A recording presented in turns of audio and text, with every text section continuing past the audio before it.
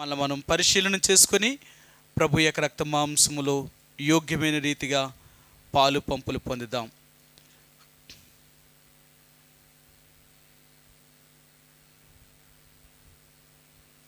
యోహాను సువార్త 6వ అధ్యాయము 25 వచనం నుంచి 25 నుండి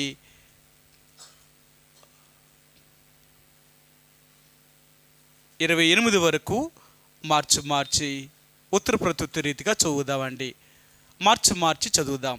యోహాను సువార్త 6వ అధ్యాయము 24 నుంచి 28 వరకు మార్చి ఉత్తర ప్రత్యుత్తర రీతిగా చదువుదాం. కాబట్టి యేసును ఆయన శిష్యులను అక్కడ లేకపోవట జనసమూహము చూచినప్పుడు వారు ఆ చిన్న దోణిలెక్కి యేసును వెదుకుచు కపెర్నహూమునకు వచ్చిరి.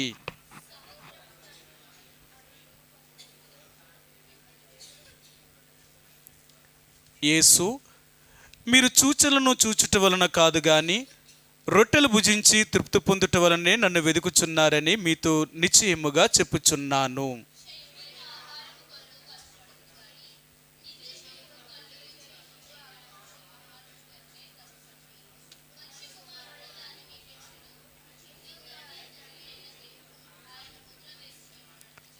వారు, మేము దేవుని క్రియలు జరిగించుటకు ఏమి చేయవలనని ఆయనను అడుగగా, ఈ యొక్క చదువుబడిన లేఖన భాగాన్ని దేవుడు దీవించునుగాక. మరొక మాట కూడా చదువుదామండి. ఆమోసు గ్రంథము 4వ అధ్యాయము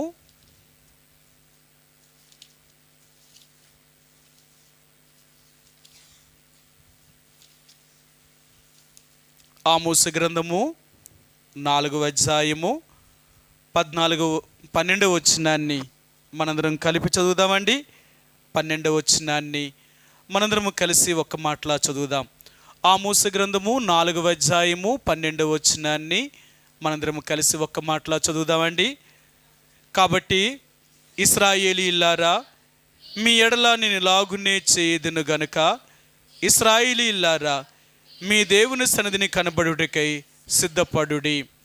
ఈ ఉదయకాల సమయంలో ప్రభు యొక్క రక్త మాంసంలో పాలు పంపులు పొందే ముందుగా మనల్ని మనంగా పరిశీలన చేసుకుని పరీక్షించుకున్న వారిమై ప్రభు యొక్క రక్త మాంసములో మనం పాలు పంపులు పొందుతూ వస్తున్నామండి. యేసు ప్రభు యొక్క రక్త మాంసములో పాలు పంపులు పొందే ప్రతిసారి మనల్ని మనంగా పరిశీలించుకోవాల్సిన అవసరత ఎంతైనా ఉంది.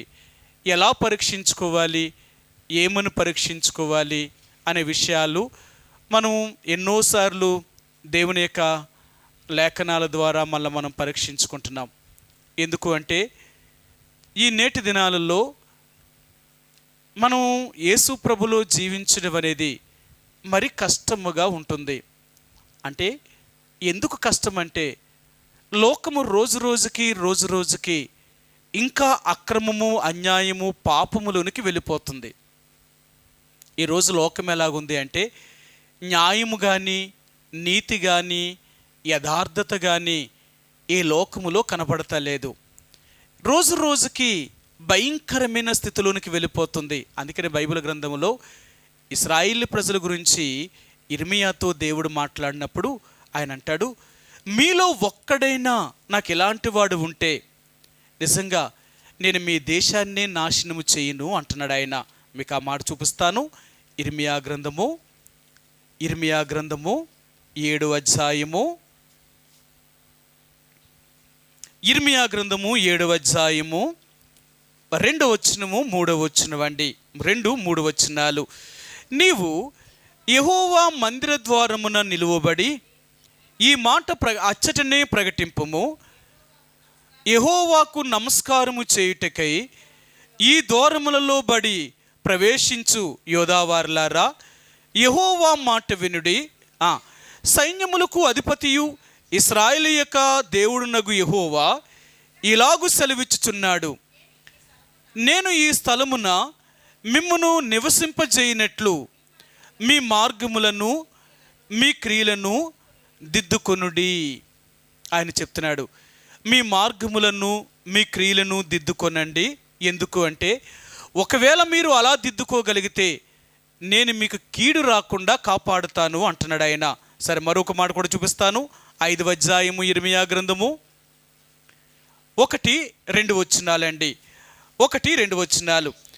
యెరూషలేము వీధులలో అటు ఇటు పరిగెత్తుచు చూచి తెలుసుకొనుడి, దాని రాజు వీధుల్లో విచారణ చేయుడి, న్యాయము జరిగించుచు నమ్మకముగా నుండా యత్నించుచున్న ఒకడు మీకు కనబడిన ఎడల నేను దానిని క్షమించుదును. ఒక్కడైనా సరే, ఈ దేశంలో ఒక్కడైనా నమ్మకమైన వాడు, న్యాయమైన వాడు, యథార్థముగా జీవించాడు ఒక్కడుంటే నేను మీ దేశాన్నే క్షమిస్తాను, మీ పట్టణాన్నే క్షమించగలుగుతాను. చూడండి, ఎందుకు అంటే అలా లేకుండా వెళ్ళిపోతున్నారు.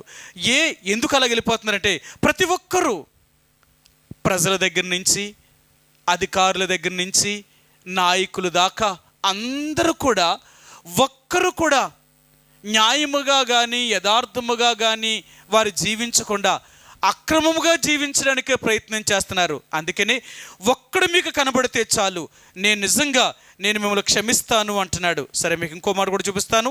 4వ వచనమండి. నేను ఇట్లా అనుకుంటుని, వీరు ఎన్నిక లేని వారై ఉండి యెహోవా మార్గమును తమ దేవుని న్యాయ విధిని ఎరుగక బుద్ధిహీనులై ఉన్నారు. గనులైన వారి యొద్దకు పోయేదను, వారితో మాట్లాడేదను, వారు యెహోవా మార్గమును తమ దేవుని న్యాయ విధిని ఎరిగిన వారై ఉందురు కదా అని నేను అనుకుంటుని. అయితే ఒకడును తప్పకుండా వారు కాడిని విరిచివారుగాను కట్లను తెంపుకొనిన వారిగాను ఉన్నారు. ఒక్కడు కూడా లేడు. అంటే ప్రజలకంటే న్యాయం తెలియదు అనుకో, మరి అధికారులు ఉన్నారు, పెద్దలైన వారు ఉన్నారు, వారికైనా తెలియాలి కదా. వారు అలాగే ఉన్నారు, ఒక్కడు కూడా లేడు.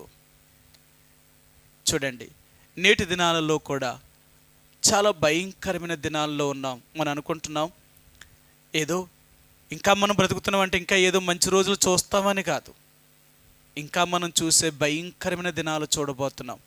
అందుకని అంటారు, మనకంటే కాలము చేసిన వారే గొప్పవారు, ఈ లోకం నుండి వెళ్ళిపోయిన వారే మంచివారు. ఎందుకంటే దేవుడు వారికి ఇంకా భయంకరమైన దినాలు చూడకముందే వారు ఈ లోకములో వెళ్ళిపోతున్నారు. అందుకంటాడు, యెషయా గ్రంథము 57వ అధ్యాయంలో చెప్తాడు, కీడు చూడకుండా వారు వెళ్ళిపోతారట. వారు కీడు చూడకున్నట్లుగా వెళ్ళిపోతున్నారు. మనం ఏం చేస్తున్నామంటే కీడు చూస్తున్నాం. కాబట్టి దేవుని యొక్క బిడలుగా ప్రభు యొక్క రక్తమాంసంలో పాలు పంపులు పొందే ముందుగా మనం ఈ లోకములో జీవిస్తున్న ఈ రోజులు చాలా భయంకరమైన రోజులు. అంటే మనల్ని మనం కాపాడుకునే రోజులు కాదు, ఇంకా దాటిపోయారు. ఈ రోజులు ఎలాగున్నాయో తెలుసా? భార్య భర్తను కాపాడలేదు, భర్త భార్యని కాపాడలేరు. ఒకవేళ భార్యాభర్తలు ఉండి పిల్లలు కాపాడాలనుకుంటారు, కానీ పిల్లలు కూడా తల్లిదండ్రుల యొక్క మాట వినలేని పరిస్థితులు, వారిని కూడా మార్చలేని పరిస్థితులు, ఒకరిని ఒకరు కాపాడుకోలేని పరిస్థితులకు వచ్చాం. ఈ రోజులు చాలా భయంకరం. మనం అనుకుంటున్నాం నేనున్నంతకాలం నా పిల్లలకు పర్లేదండి అనుకుంటున్నాం, నేనున్నంతకాలం నా పిల్లల్ని నేను చూసుకుంటాను అనుకుంటున్నావు. నీకేం తెలుసు వాళ్ళు దూరంగా ఉన్నప్పుడు వాళ్ళు ఏం చేస్తున్నారు, వాళ్ళు ఎలా జీవిస్తున్నారు, వాళ్ళు చేస్తున్న పనులేంటో మనకేం తెలుసు? అందుకనే ఈరోజు మరలా దేవుడు అనేది ఏంటో తెలుసా? నిన్ను నీవుగా కాపాడుకోవడమే చాలా కష్టమైన రోజుల్లో ఇంక నువ్వెవరిని కాపాడగలుగుతావు? అందుకనే ఈ రోజులు ఎలాంటివంటే మనల్ని మనం సిద్ధపరుచుకునే రోజులు. ప్రభు యొక్క రాకడ దినాలలో మనం ఎక్కడున్నాము అంటే మనల్ని మనం సిద్ధపరుచుకునే దినాల్లో ఉన్నాం. అంటే నేనున్నానా లేదా, నేను అలా జీవిస్తున్నానా లేదా, ఎవరి గురించి ఇంకా ఆలోచించుకో, ఎవరి గురించి ఆలోచించద్దు. ఎవరికి వారే నువ్వు ఉన్నావా? నిజంగా నువ్వు అలాగుండగలిగితే నీ కుటుంబాన్ని అలాగ నువ్వు మార్చుకోగలుగుతావు. నువ్వు లేనిది నీ కుటుంబాన్ని ఎలా మార్చుకోగలుగుతావు? అందుకనే మొట్టమొదటిగా మనం సిద్ధపడ్డామా, మనం సిద్ధంగా ఉన్నామా? ఎందుకంటే ప్రభు యొక్క రాకడ చాలా సమీపంగా ఉంది, మనందరికీ తెలుసు. ఎందుకంటే ఆయన చెప్తున్నాడు, నా రాకడకి ఇవే సూచనలు అని చెప్పాడు. ఆయన రాకడకి ఏ సూచనలు అయితే చెప్పాడో ఆ సూచనలన్నీ జరిగిపోతున్నాయి. ఇంకా ప్రభు ఎక్కడున్నాడు అంటే చాలా సమీపముగా ఉన్నాడు, చాలా దగ్గర ఉన్నాడు. ఒకవేళ యేసు ప్రభువారు ఒకవేళ వస్తే నేను వెళ్తానా? మనకు మనంగా పరీక్షించుకోవాలి. నేను వెళ్తానా? ఎందుకో తెలుసా? మనం ఏం చేస్తున్నామో అవన్నీ మనకు తెలుసు కదా. ఒకవేళ మనుషులకు కనబడకపోయినంత మాత్రానికి దేవుడు కనపడవా? అందుకని అంటాడు, మన దేవుడు ఎవరు అంటే అంధకారంలోని రహస్యమైన స్థలాల్ని వెలుగులోనికి తీసుకొస్తాడు. నీ మనసులో అనుకునే వాటిని కూడా దేవుడు వెలుగులో తీసుకొస్తాడు. నువ్వు అనొచ్చు, ప్రభా నేను ఎవరి దగ్గర అనలేదే, పోనీ నేను ఎప్పుడు కూడా ఆ మాటలు నేను ఎవరితోటి చెప్పలేదే, మరి అవి నీకెలా తెలుసు? మనం అనుకుంటాం మనం ఎవరితోన్నా చెప్పినవి, ఎక్కడైనా మాట్లాడినవే దేవుడికి తెలుసు అనుకుంటాం. దేవుడు అంటాడు, నీ మనసులో అనుకునేవి కూడా దేవుడికి తెలుసు.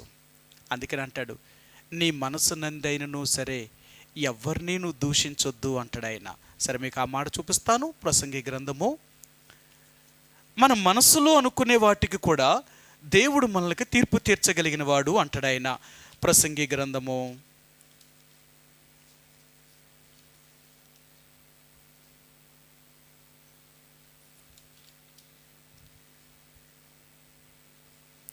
10వ అధ్యాయము, ప్రసంగి గ్రంథము 10వ అధ్యాయము 20వ వచనమండి. నీ మనసునందైనను రాజును శపింపవద్దు.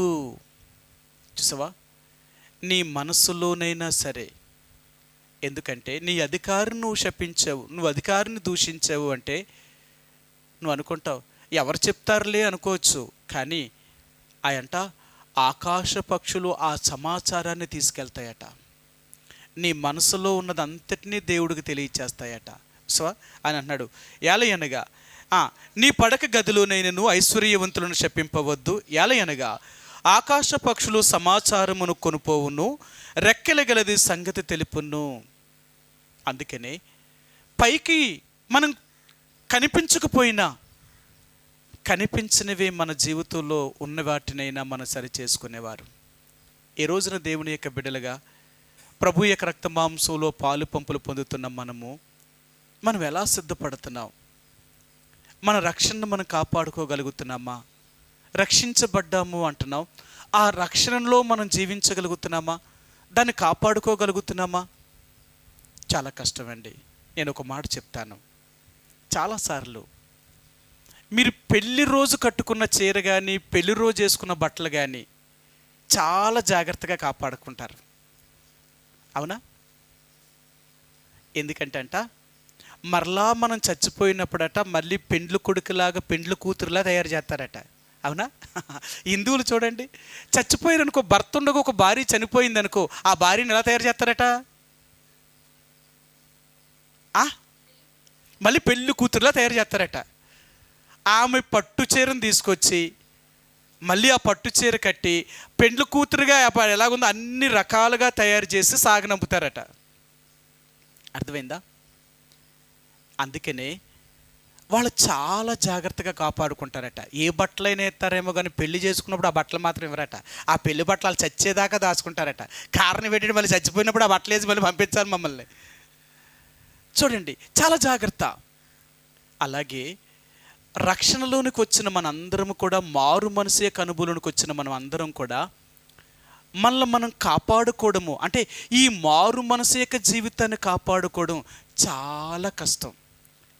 కారణం ఏంటి అంటే మనం మార్పు చెందిన వారిమని చెప్పుకుంటున్నాం కాబట్టి లోకములో మారలేని వ్యక్తుల చేత మనల్ని మార్పు చెందేలాగా చేస్తారట. చూడండి, దేవుడు ఏం చెప్తున్నాడు అంటే, నేను ఈ లోకములో కొంతమంది నన్ను ఎరగని వారిని ఎందుకు నిన్ను పెట్టాను అంటేనంట, వాళ్ళ నిన్ను మార్చుకున్నట్లుగా నువ్వు దేవుడు నాలో ఉండాలి. నువ్వు అది పోటీ ఎప్పుడు తెలుసా? నువ్వు ఒక్కడవే పరిగెత్తేసి నెగ్గేస్తే అది పోటీ కాదట. నీతో పాటు ఒక 10 మంది ఉండి ఆ 10 మంది కంటే నువ్వు ముందు పరిగెత్తాలా. ఎన్ని ఆటంకాలు వచ్చినా, ఎంతమంది నీకు అడ్డొచ్చినా, నీకంటే వేగంగా పరిగెడుతున్నా వాళ్ళందరినీ నువ్వు దాటుకుంటూ వెళ్ళాలి. అప్పుడే నీకు ప్రైజ్ అంటే బహుమానం అనేది ఎప్పుడు పొందుతావు అంటే ఇవన్నీ దాటినప్పుడే.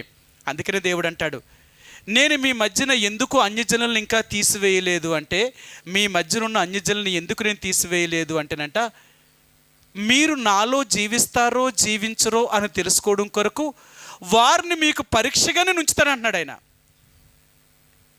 ఇలాంటి అన్యజనుల మధ్య, దేవుని ఎరగిన వారి మధ్య మనం కలిగిన ఈ రక్షణ, మనం దేవుని బిడ్డలమని చెప్పుకుంటున్న మనము నిజంగా అలా జీవిస్తున్నామా, లేకపోతే వాళ్ళ చేత మనం ప్రేరేపించబడుతున్నామా? అందుకనే ఇశ్రాయేలు ప్రజలతో దేవుడు చెప్పినప్పుడు అన్నాడు, నేను కొంతమందిని మీ మధ్య నుంచి తీను, నేను మిమ్మల్ని శోధించడం కొరకే వారిని మీ మధ్య ఉంచాను అంటున్నాడు ఆయన. సరే, చూపిస్తాను. ద్వితీయోపదేశకాండము 13వ అధ్యాయము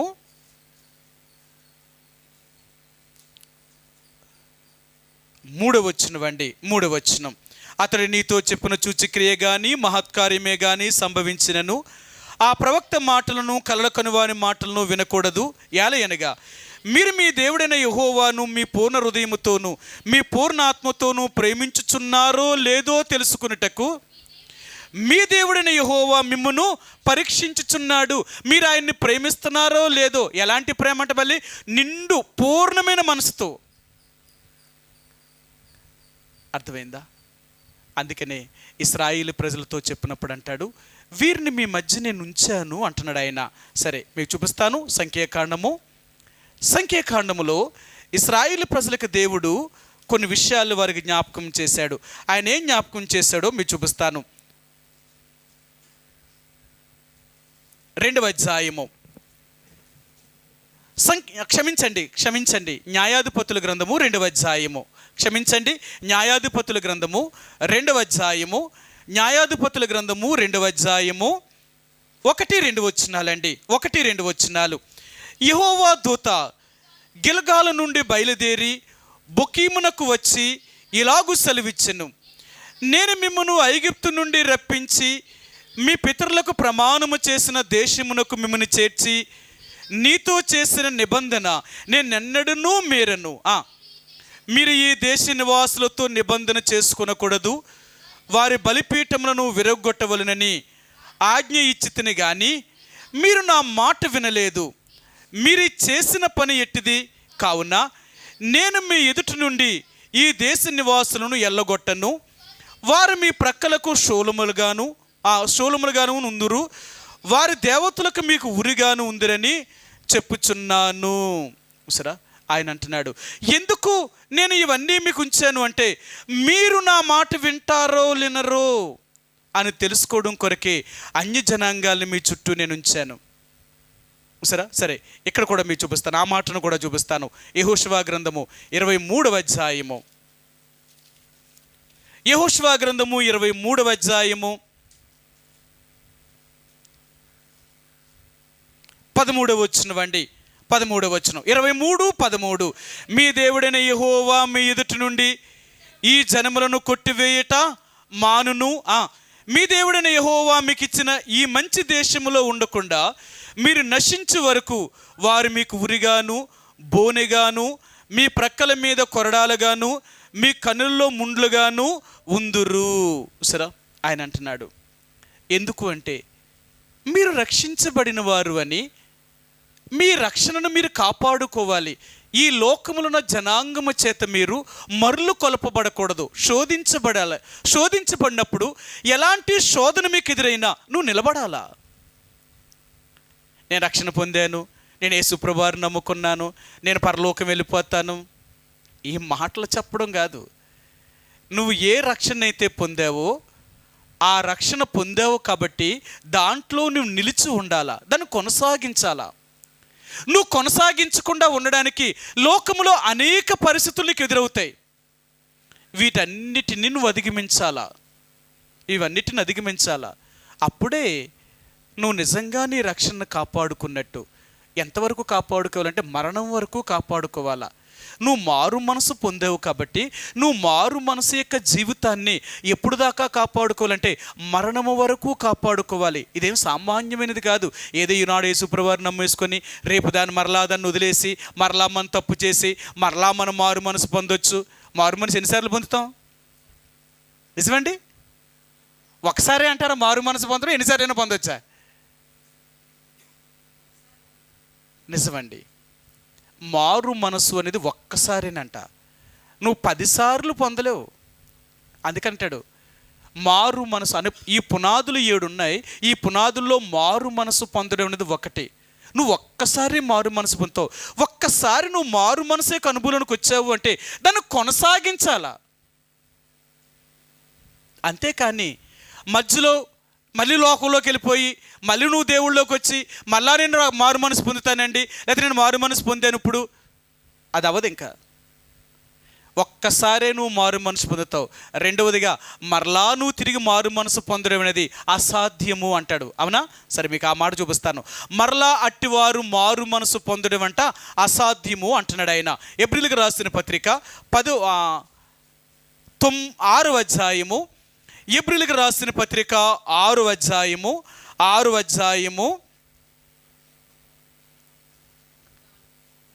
వచనమండి. అంటే 5, 6 వచనాలు ఉన్నాయండి, చివరిలో ఉన్నాయి చూడండి. గనుక మారు మనసు పొందినట్లు కదండి.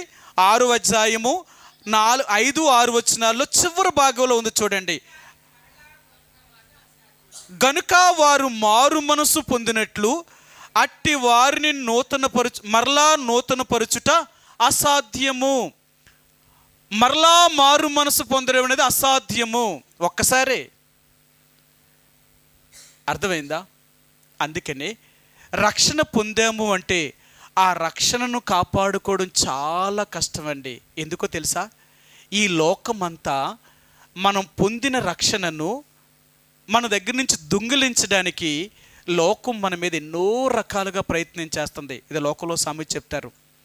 ఆకెళ్ళి ముళ్ళు మీద పడినా, ముళ్ళొచ్చి ఆకు మీద పడినా ముళ్ళుకేం అవ్వదట, ఆకే ప్రమాదం అంట. అలాగే మనం లోకంలోకి వెళ్ళినా, లోకం మనలోనికి వచ్చినా నష్టపోయేది మనమే. ఆ లోకం బాగానే ఉంటుంది, వాళ్ళు బాగానే ఉంటారు, వాళ్ళకి ఏం అవ్వదు. ఎందుకంటే వాళ్ళు దేవుణ్ణి ఎరగని వాళ్ళు కదా. దేవుణ్ణి ఎరిగిన వాళ్ళకి మాత్రమే శిక్ష. జాగ్రత్త. మారు మనసు పొందానని చెప్పుకోవడం గొప్ప కాదు, ఆ మారు మనసులో జీవించడం గొప్ప. దానిని మరణం వరకు కాపాడుకోవాలా. దాన్ని కాపాడుకోవడం కొరకే ఈ లోకములో నీకు అనేకమైన ఆటంకాలు అన్నమాట. లోకములో అనేకమైన సమస్యలు, అంటే ఈ లోక సంబంధమైన మనుషుల చేత నువ్వు పొందిన రక్షణను అది పోగొట్టడానికి, నిన్ను పడిపోయేలాగా చేయడానికి ఈ లోకం ఎన్నో రకాలుగా ప్రయత్నం చేస్తుంది. అందుకనే బైబిల్ గ్రంథంలో అంటాడు, నిలుచుచున్నానని తలంచుకునే ప్రతివాడు తన్ను తాను పడిపోకున్నట్లుగా జాగ్రత్తగా చూసుకోవాలి అంటున్నాడు ఆయన. కొరింథీయులకు రాసిన మొదటి పత్రిక 10వ అధ్యాయము, కొరింథీయులకు రాసిన మొదటి పత్రిక 10వ అధ్యాయము 12వ వచనమండి. 10-12. తాను నిలుచుచున్నానని తలంచుకున్నవాడు పడకుండానట్లు జాగ్రత్తగా చూచుకొనవలెను. ఈ రోజున దేవుడు అంటున్నాడు, మారు మనసులోనికి వచ్చాం, రక్షణ పొందాం, దేవుని బిడ్డలమయ్యాం. దేవుళ్ళో జీవించగలుగుతున్నామా? ఆ మారు మనసు యొక్క జీవితాన్ని జీవించగలుగుతున్నామా? మార్పు పొందినట్లుగానే మనం బ్రతకగలుగుతున్నామా? ఎక్కడున్నాం? ఎందుకో తెలుసా? ఈ లోకము దేవుని యొక్క బిడ్డలని దేవుళ్ళలో నుంచి బయటికి తీసుకుపోవడానికి ప్రయత్నం చేస్తుంది. ఈరోజంతా ఏం జరుగుతుందో తెలుసా? మరి ఇప్పుడు ప్రభు యొక్క చివరి దినాల్లోకి వచ్చాం. ఎలాగున్నామో తెలుసా? ఏర్పరచబడిన వారిని సైతము కూడా మరలా లోకంలో తీసుకుపోతుంది. ఇప్పుడు బీజేపీ ప్రభుత్వం వాళ్ళు ఏం చెప్తున్నారు? బీజేపీతో 9 పనిచేస్తున్నారు కదా, ఆర్ఎస్ఎస్ వారు, శివసేన, బజరంగ దళ వారు, విశ్వ హిందూ పరిషత్ వారు, బీజేపీ వారు. వీళ్ళ 5 ఏం చేస్తున్నారంటే మా భారతదేశాన్ని క్రైస్తవుల దేశంగా మార్చేస్తున్నారు.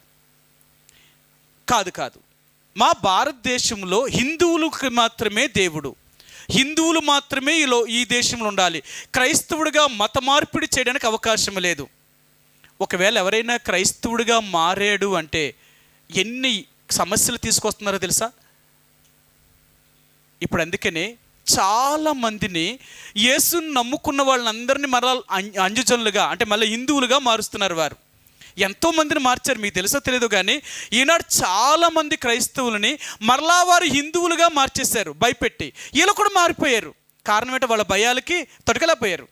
వాళ్ళు అన్నారు, మీరు క్రైస్తవులుగా ఉంటే మా ఊర్లో ఉండొద్దు, మీకు ఇల్లు ఉండవు, మీ భూములు మీకు ఇవ్వం, మీకు ఏది ఉండవు, మీ ఇష్టం, ఇక్కడ ఉండడానికి మీకు అధికారం, మీరు పొండి ఇక్కడి నుంచి అన్నారు. ఎక్కడ పోతారు? ఈ ఊరు కాదని ఇంకో ఊరు వెళ్తే ఆ ఊర్లో ఏమంటున్నారు, మీరు ఆ ఊరోళ్ళు ఈ ఊరు ఎందుకు వచ్చారు, ఇక్కడ ఉండకూడదు, మా ఊరు రావద్దు అంటున్నారు. ఇలాగా ఎంతోమంది క్రైస్తవులు తరిమేశారు. అవునా? మీరు మధ్యప్రదేశ్ కానీ, అస్సాం కానీ, ముంబై కానీ, మీరు హర్యానా కానీ, ఇంకా ఈ రాష్ట్రాల్లో మీరు చూస్తే క్రైస్తవులు అడవుల్లో ఉన్నారు ఇప్పుడు. అవునా? నిజమండి. చాలామంది క్రైస్తవులు ఊర్లో రానిస్తలేదు, వాళ్ళు చితక్కొట్టి చంపేస్తున్నారు. అందుకని వీళ్ళు ఎక్కడ పోయారు తెలుసా? ఈ ప్రజల్లో నుంచి వారు తప్పించుకొని పారిపోయి అడవుల్లో ఉండి బతుకుతున్నారు. ఎలా బతుకుతున్నారంటే ఆ అడవిలో ఉన్న దుంపల్ని, ఆ పళ్ళుని, ఆ ఆకుల్ని తిని బతుకుతున్నారు అంతే. కారణం ఏంటంటే అలాగైనా వాళ్ళు ఇష్టపడ్డారేమో కానీ మేము ఊర్లోకి మాత్రం దేవుణ్ణి వదిలిపెట్టము అని బతుకుతున్నారు వాళ్ళు. చూడండి ఎంత భయంకరంగా. అలాంటి పరిస్థితులే కానీ మనకొస్తే మనం ఏం చెప్తాం? నువ్వు దేవుణ్ణి నమ్ముకుంటే నీ రేషన్ కార్డు తీసేస్తానంటేనే భయం మనకి. ఈరోజు నువ్వు యేసు ప్రభువారిని నమ్ముకున్నందుకు నీ రేషన్ కార్డు తీసేస్తావు, నీకేమీ ఇవ్వనని అనుకోండి, బాబు అదే మా ఆధారం అండి బాబు, అది తీసేస్తే మేము ఎలాగా, వద్దు మాకు దేవుణ్ణి వదిలేస్తాం కానీ మా రేషన్ కార్డు మాత్రం తీయొద్దు అంటున్నారు. అర్థమైందా? నువ్వు కాపాడు, దేవుళ్ళలో నిలబడడం కొరకు ఎన్ని సమస్యలు వస్తున్నాయి చూడండి. ఇంకా భయంకరమైన రోజులు. అందుకన్నాడు 666 అనే ముద్ర వచ్చింది అంటే అమ్మడానికి కానీ కొనడానికి కానీ అధికారము లేనట్టే. ఆ ముద్ర వేయించుకున్న వారికి మాత్రమే అమ్మే అధికారం ఉంది, కొనే అధికారం ఉంది. ఇంకా ముద్ర వేయించుకోలేదు అనుకుంటే అమ్మడానికి కానీ కొనడానికి కూడా అధికారం లేదు. మరి ఆ పరిస్థితులు ఏం చేస్తావు? అందుకనే ఇప్పటి నుంచే మనం దిట్టపడుతున్నాం అనమాట, గట్టిపడుతున్నాం. ఎన్ని కష్టాలు వచ్చినా, దేవుడి కోసం ఎన్ని సమస్యలు వచ్చినా ఇప్పటి నుంచే మనం బలపడాలా. అంతేనా? చిన్నప్పుడు లేని బలం పెద్ద అయిన తర్వాత వస్తుందంటారా? రాదట. అవునంటారా కాదంటారా? చిన్నప్పటి నుంచి చిన్నపిల్లల్ని 1 సంవత్సరం వరకు వాళ్ళు ఒళ్ళిని బాగా రుద్దుతారట. ఎందుకు రుద్దుతారంటారు? నలుగెట్టి స్నానం చేయించారు కదా సంవత్సరం వరకు. ఎందుకు అంత గట్టిగా ఎందుకు రుద్దాలంటారు పిల్లల్ని? మళ్ళీ మామూలుగా కాదు, వాళ్ళు ఎంత ఏడ్చేలా రుద్దుతారనమాట, కాళ్ళు చేతులు తిప్పేస్తారనమాట. ఎందుకంటారు? శరీరం గట్టిపడాలి, లోకంలో ఉన్న జబ్బులను తట్టుకోవాలి అంటే ఈడు బలంగా ఉండాలా, శరీరాన్ని బలపరుస్తారనమాట. మరి ఈ రోజుల్లో పిల్లలకైతే ఆ పొట్ల మీద కాల్చడం ఏమీ లేదు. ఒకప్పుడు మాకు ఏం చేసి, నా చిన్న వయసులో కూడా పుట్టిన 7వ రోజునో 8వ రోజునో కాల్చేవారు. ఏమమ్మా ఏం పెట్టేవారమ్మా? చురకలు పెట్టేవారు పొట్ల మీద. ఒక సూదుతో పెట్టేవారు, కొంతమంది పశువు కొమ్ముతో కాల్చి పెట్టేవారు, కాల్చేసి పొట్టంతా కాల్చేసేవారు. మా పొట్టల మీద ఉంటే ఆ మచ్చలు మా పిల్లలకంటే కాల్చలేదులేండి. కారణం ఏంటంటే బాబు అలాంటి పరిస్థితులు వద్దు, ఆల ఏడితే మనం ఎక్కడ చూడగలమని. ఎందుకు అలా కాల్చేవారు అంటేనంట, అలా కాల్చడం వల్ల అంట వీడి శరీరంలో అంట గట్టి పడతాడట, ఏది తిన్నా అరయించేసుకుంటాడట, ఆడు ఏది తిన్నా అరిగిపోద్దట ఆడికి. అందుకనరు అమ్మో అప్పుడోళ్ళు ఇప్పుడు ఎక్కడ పని చేస్తారండి బాబు, అప్పుడోళ్ళు పని చేసినాడు ఇప్పుడులో పని చేయలేరు అంటారు. కారణమే అప్పుడున్న బలం వేరు, ఇప్పుడున్న బలం వేరు. వాళ్ళన్నిటినీ తట్టుకునే శక్తి వాళ్ళకు ఉండేది. ఈ రోజుల్లో తట్టుకునే శక్తి మనకేమీ లేదు. అలా పెంచేవారు. ఎలా పెంచేవారంటే మట్టిలోనే వదిలేసేవారు. పుట్టిన పిల్లల్ని ఈ రోజుల్లో మనం ఎక్కడ పెడుతున్నాం? గ్రానైట్స్ మీద తీసుకొచ్చి పెడుతున్నాం. నువ్వు మట్టిలోకి వెళ్ళకరా, కాలు ఎట్టకరా, దుమ్ము అయిపోతావు, మట్టి అయిపోతావు అంటారు. కానీ ఆ రోజుల్లో పిల్లల్ని మట్టిలో వదిలేసేవారు. వాళ్ళు మట్టిలోనే ఆడుకోడు, తల నుంచి కాలు దాకా మట్టి వేసుకుని వచ్చేవారు ఇంటికి. మేము ఆడుకున్నప్పుడు అలాగ ఆడిపోలేం అనమాట. మళ్ళీ ఇంటికి రాబోని 4 దెబ్బలు వేసి మళ్ళీ తలస్నానం చేయించేవారు. ఎందుకు అలాగా వదిలేసేవారు తెలుసా? నువ్వు దేనికైనా సరే తట్టేసుకుంటావు, నీకంత రెసిస్టెంట్ పవర్ వచ్చేస్తుంది అన్నమాట. ఈ లోకంలో నీ వ్యాధులు బాధలు నేనేమి చేయలేవు. ఇంకా అంత దృఢంగా చేయడానికి చిన్నప్పటి నుంచి సిద్ధపరుస్తారు. ఈరోజు సైకాలజిస్టులు చెప్తున్నారు, మీ పిల్లల్ని గారంగా పెంచకండి, మీరు గారంగా పెంచితే చెడిపోతారు, మీరు ఎలాంటి కష్టాలు పడ్డారో ఆ కష్టాలు వాళ్ళకి తెలియాలి, వాళ్ళని వదిలేయండి. ఎక్కడ ఆడుకుంటారో ఏం చేస్తారో అన్నీ తెలియాలి వాళ్ళకి. కష్టం ఏంటో, బాధ ఏంటో, శ్రమ ఏంటో వాళ్ళకి తెలియాలంటే మీరు వదిలిపెట్టాలా. మీరు పట్టుకున్నంత వరకు బాగుపడరు వాళ్ళని వదిలేసేమా, వాళ్ళన్నీ వాళ్ళంతట వాళ్ళు తెలుసుకొని అప్పుడు బాగుపడతారు. వాళ్ళు చెడు అని వాళ్ళు తెలుసుకున్నారా, నువ్వెన్ని చెప్పినా వాళ్ళు చెడులోకి వెళ్ళరు. ఇంకా నువ్వు చెప్పినంతకాలం వాళ్ళు వెళ్తానే ఉంటారు. నువ్వు వదిలేసావా, అందులోకి వెళ్ళిన తర్వాత ఆడుకో పాఠం నేర్చుకుంటారు వాళ్ళు. ఆ నేర్చుకున్న పాఠం వల్ల జీవితంలో మళ్ళీ తప్పు చేయడానికి భయపడతారు. నిజమండి, ఈ రోజుల్లో పిల్లలకి ఎందుకింత సెన్సిటివ్గా అయిపోయారు తెలుసా? అంటే చాలా సుతుమెత్తనగా పెరిగిపోయారట. ఈరోజు అమ్మా నాన్న కూడా పిల్లల్ని ఒక్క మాట అనడానికి భయం వేస్తుంది. అమ్మా నాన్నకే భయం వేస్తుంది. అర్థమైందా? ఎందుకు భయం? అమ్మో వాళ్ళు ఏం చేసేసుకుంటారో అని మనకు భయం వేసేస్తుంది. అందుకనే వాళ్ళు ఏమీ అంటలేదు, ఏమీ అనకుండా పెంచితే ఏమైపోతారు? చెడిపోతారండి. దావీదు యొక్క పిల్లలందరూ చెడిపోవడానికి గల కారణం అదేనంట. సరే, మీకు ఆ మాట చూపిస్తాను. రాజులు రాసిన మొదటి గ్రంథములో దావీదు గురించి, ఆ కొడుకుల గురించి ఇక్కడ ఒక మాట చెప్పాడు ఆయన. ఈ కొడుకుల్ని దావీదు ఎలా పెంచాడో, ఈ కొడుకుల్ని ఎలా తయారు చేశాడో, దానివల్ల వాళ్ళ పిల్లలు చెడిపోవడానికి ఎలాగ కారకులయ్యారో చెప్తున్నాడు ఆయన. రాజులు రాసిన మొదటి గ్రంథము 1 అధ్యాయము 6 వచనమండి. 1:6. మొదటి రాజులు రాసిన గ్రంథము 1 అధ్యాయము 6 వచనమండి.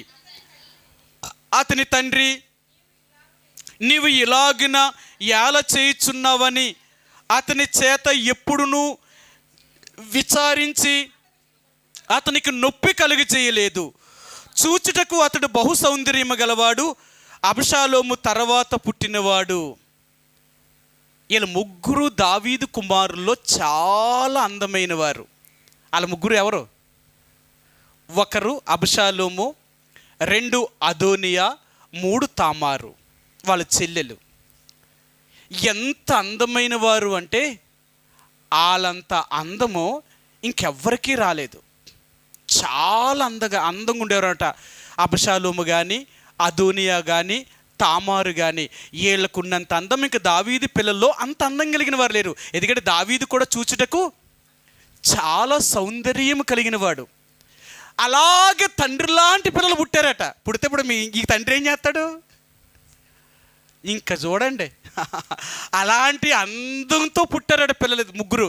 అందుకని వాళ్ళు ఎన్ని చేసినా ఎప్పుడూ తండ్రి ఏం అడగలేదట, ఎందుకు మీరు ఎలాగూ చేశారు అని అడిగితే ఎక్కడ నొచ్చుకుంటారేమో అని, ఎక్కడ బాధపడతారేమో అని వాళ్ళకి ఏ నొప్పు రాకుండా ఎప్పుడూ వారిని విచారించలేదట. ఎప్పుడైతే వీళ్ళు ఎలాగ పెంచాలనుకున్నాడో, దావీదు కుటుంబంలో చచ్చిపోయిన వారిలో వీళ్ళ ముగ్గురే మొదట. అబ్షాలోము యుద్ధంలో చచ్చిపోయాడు, అదోనియా రాజు చేత చంపబడ్డాడు, తామారు తన అన్నయ్యన అమ్నోని చేత విధవరాలుగా చేయబడింది. ఇక మరలా పెళ్ళే కాకుండా పోయింది అంతే. ఇంకా కారణం ఏంటో తెలుసా? గద్దించలేదు తండ్రి.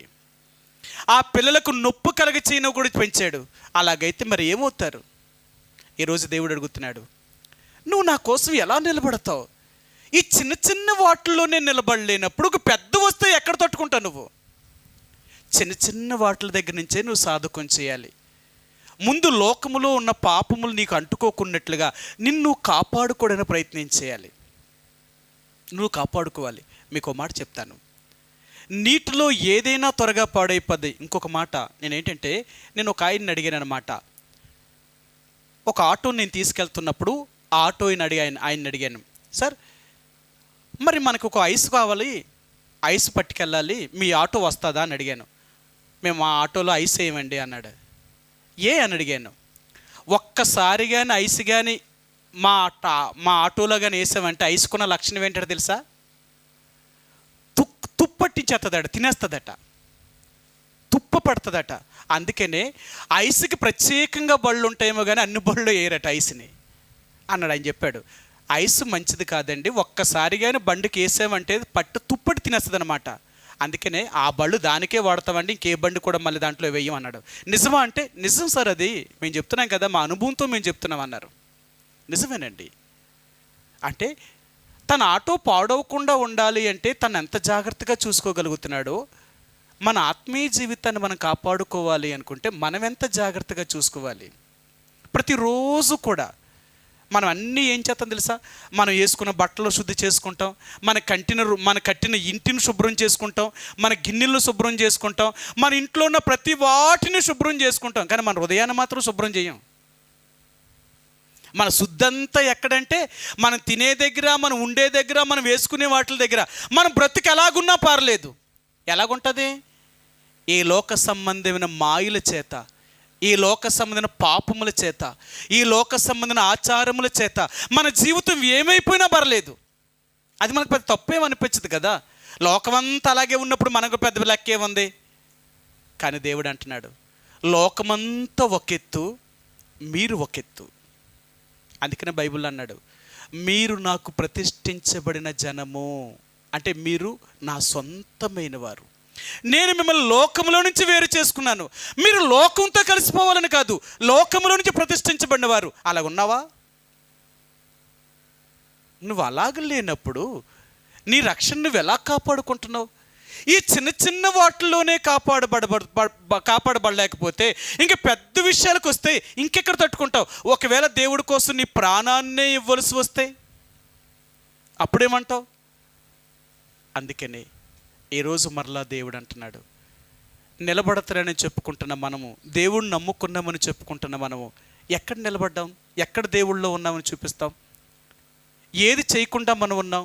లోక సంబంధించిన పద్ధతులు చేయకుండా మనం నిలబడగలిగామా? లోక సంబంధించిన పరిస్థితులు మనకు ఎదురైనప్పుడు వాటిని జయించగలిగామా? ఎవరిని అనుకుంటే నాకేంటి, నేనున్నానా లేదా దేవుళ్ళో? అందుకని మరలా చెప్తున్నాను, మనం బ్రతికేది ఏ మనుషుల దయాదాక్షిణ్యముల వల్ల కాదు. మనం ఎవరు దయాదాక్షిణ్యాల వల్ల మనం బ్రతుకుతా లేదు. ఈరోజు మనం బ్రతుకుతున్న బ్రతుకు మన దేవుడు వలన. ఆయన ఉన్నాడు కాబట్టే, ఆయన ఇంకా బ్రతికిస్తున్నాడు కాబట్టే మనం బ్రతుకుతున్నాం.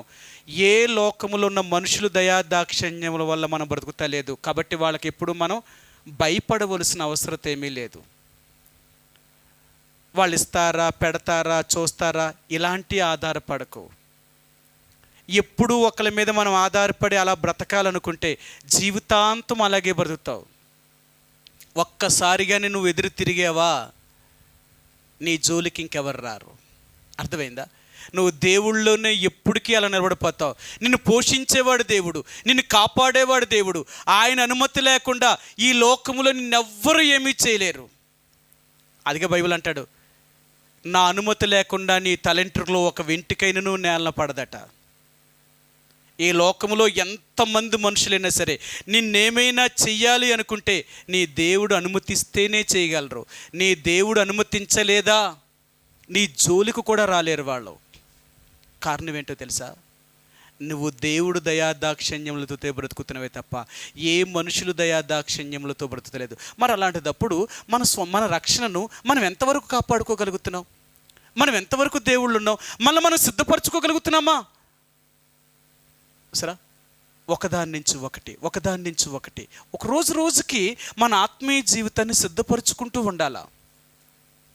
సరే, నేను ఒకళ్ళ ఇంటికి వెళ్ళానన్నమాట.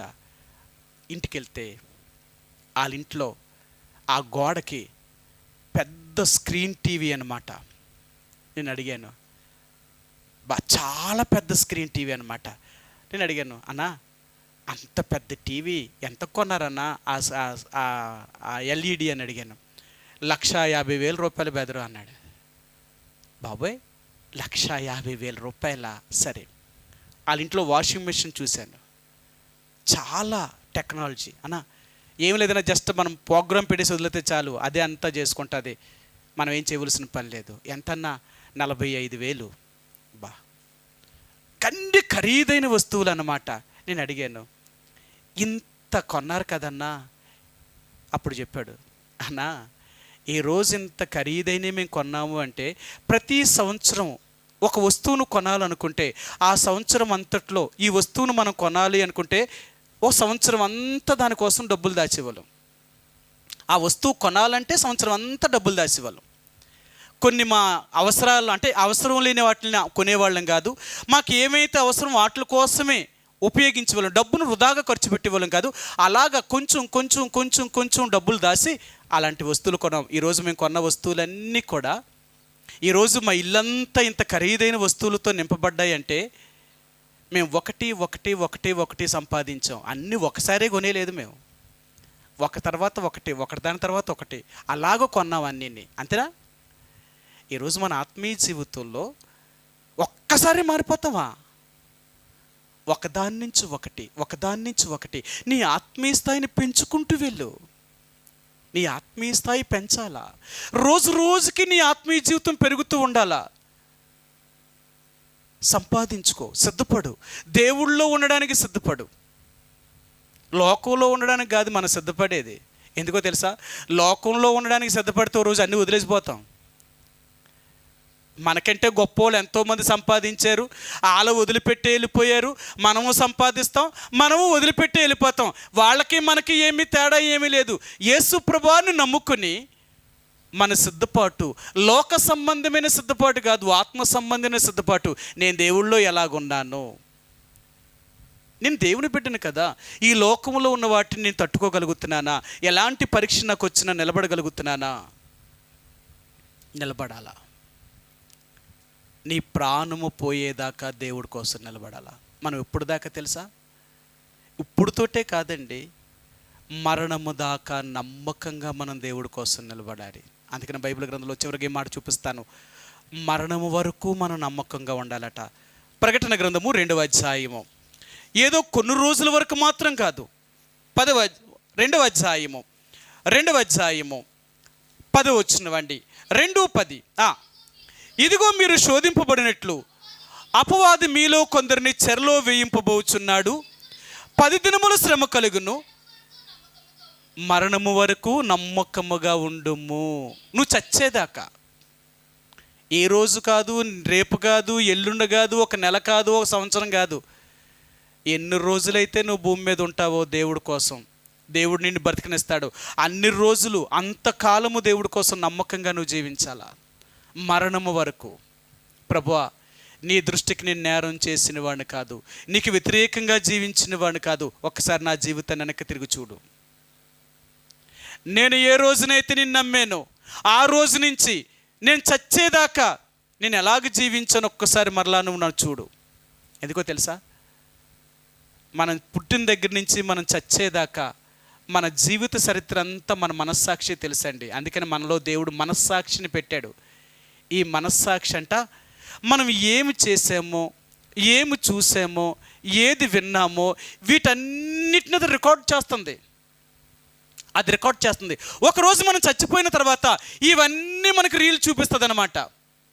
నువ్వేం చేసావో చూడు, ఇంకప్పుడు ఏం చెప్తావు? అందుకని నీ మనస్సాక్షి కల్మషం తోచుకున్నట్లుగా జాగ్రత్తగా ప్రతిరోజు లోక మాలిన్యము, ఈ లోక సంబంధన పాపము నీకు అంటుకోకున్నట్లుగా నువ్వు జాగ్రత్త పడు. లోకం నిన్ను ప్రేరేపిస్తూ ఉంటుంది. లోకమే అంత తేలికైనది కాదు. లోకంలో ఉన్న మనుషులు ఎలాంటి వారు తెలుసా? నీతో తప్పు ఎలాగ చేయించాలో వాళ్ళకి తెలుసు. దేవునికి వ్యతిరేకమైన పనులు చేయించడం కొరకే లోకము. అందుకనే మనం ఎప్పుడూ కూడా దేవుని యొక్క ప్రజల మాట, దేవుని యొక్క మాటే వినాలి తప్ప లోకములో దేవుణ్ణి ఎరగలేని వారి మాట వినకూడదు. అలా విన్నామా మనల్ని పాడు చేస్తారు వాళ్ళు. అందుకనే ప్రభు యొక్క రక్త మాంసంలో పాలు పంపులు పొందే ముందుగా మనం రక్షించబడ్డామని చెప్పుకుంటున్నాం, మారు మనసు పొందామని చెప్పుకుంటున్నాం. ఎంతవరకు దేవుళ్ళో ఉన్నాం? కొనసాగించగలుగుతున్నామా మన రక్షణను? దేవుళ్ళో జీవించగలుగుతున్నామా? ఒకవేళ అలాగ లేకపోతే ఏ రోజైనా పరీక్షించుకో. ప్రభా, నన్ను క్షమించు. అనేక సార్లు నేను మరలు కొలపబడిన వాడును, ఈ లోకము చేత మరలు కొలపబడి ఎన్నోసార్లు లోకంలో ఉన్న మనుషులు చెప్పినవే నేను చేశానే తప్ప, లోక సంబంధమైన వాటిలోనే నేను ఉన్నానే తప్ప నేను నీలో జీవించలేదు. సో అందుకనే ఈ లోకము మనలోనికి రాకుండా చాలా జాగ్రత్త పడాలా. ఎంత జాగ్రత్త పడాలి? చివరిగా మీకు ఒక మాట చెప్తాను. మీరు ఎప్పుడైనా నీటిలో నడిపే బోటులను చూడండి, చెక్కతో తయారు చేసిన బోట్లు. నేను చాలా చూసేవాడిని అనమాట కాకినాడ దగ్గర మరి జగన్నాథపురం వంతెన దగ్గరికి వెళ్తే ఎప్పుడు ఆ బోట్లు తయారు చేస్తూనే ఉంటారు. ఆ వంతెన దగ్గర ఎలాగంటే చెక్కతోటే చెక్క నీటిలో ఉంటుందా, ఎక్కువ తడిస్తే ఏమైపోద్ది, పాడైపోద్ది కదా. కానీ ఎన్ని సంవత్సరాలైనా పాడవదట. వాళ్ళు ఏం చేస్తారంటే ఆ చెక్కని తయారు చేసిన తర్వాత, ఆ బోటుని తయారు చేసిన తర్వాత ఆ బోటుకి కీలు పోస్తారు, తారు లాంటి కీలు పోస్తారనమాట. కిందంతా నల్లగా ఉంటుంది, నీటిలో ఉన్నదంతా కీలుతో ఉంటుంది అనమాట. పైన మళ్ళీ పెయింటింగ్ వేసేస్తారు, వాళ్ళకి నచ్చిన పెయింటింగ్ వేసేస్తారనమాట. రకరకాలుగా ఉంటాయన్నమాట బోట్లు. అది నీటిలోనే ఉంటుంది, 365 రోజులు నీటిలోనే ఉంటుంది. కానీ ఆ చెక్క నీటిని ఒక్క చుక్క కూడా పీల్చదు. కారణం ఏంటో తెలుసా? అలా పీల్చింది అంటే చెక్క పాడైపోయినట్టే. ఎక్కడైతే చెక్క పీల్చిందో అక్కడ రంధ్రం పడిపోతుంది అనమాట. రంధ్రం పడిపోయిందంటే సముద్రపు యొక్క నీరు ఆ బోట్లోకి వెళ్ళిపోద్ది. బోట్లోకి నీరు వచ్చిందంటే బోటు మునిగిపోద్ది. వాళ్ళు చాలా జాగ్రత్తగా ఉంటారు. అలాగే నా జీవితంలో కూడా ఈ లోకములో జీవిస్తున్న మనం, ఈ లోకము మనకు అంటుకోకున్నట్లుగా, ఈ పాపం మనలోనికి రాకున్నట్లుగా చాలా జాగ్రత్త కలిగి ఉండు. నీకు తెలియకుండానే వచ్చేయడానికి ప్రయత్నం చేస్తూ ఉంటుంది. అందుకని ప్రతిరోజు నీకు చెక్ చేసుకో. నా చూపు ద్వారా కానీ, నా మాట ద్వారా కానీ, నా వినికిడి ద్వారా కానీ, నా నడక ద్వారా కానీ, నేను చేసిన క్రియల ద్వారా కానీ ఎక్కడైనా లోకము నాలోనికి వచ్చిందా? నేను ఎక్కడైనా లోక సంబంధించిన వ్యక్తిగా జీవిస్తున్నానా?